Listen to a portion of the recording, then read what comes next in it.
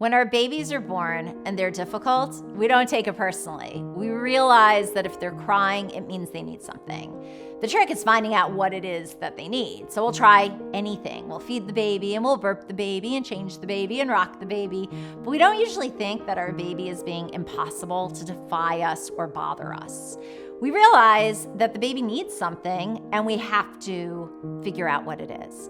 Yet as our kids get older, we sometimes mistakenly assume that they have what they need, and yet they're being impossible to drive us crazy.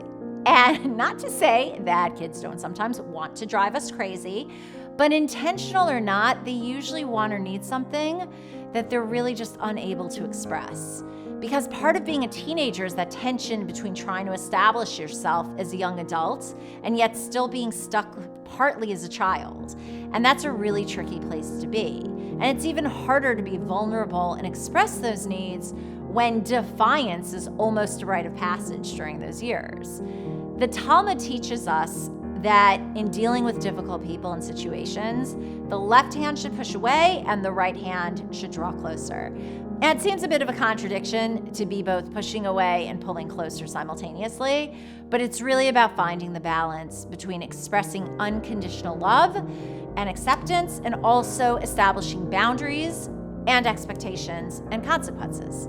So when it comes to a teenager that you feel is being impossible, chances are that your left hand, the pushing away, is going to be your natural go-to.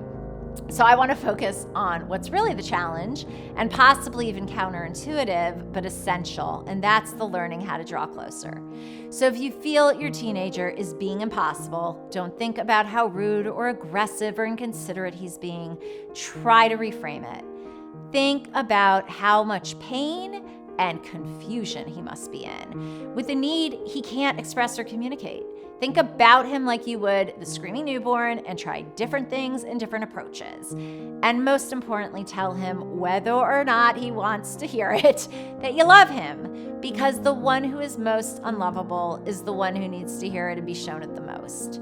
No teen wants to say, I just need your support and love and acceptance right now because I'm feeling really insecure and uncomfortable in my skin. But I guarantee you, every teen feels that way at some point, and the impossible ones usually the most.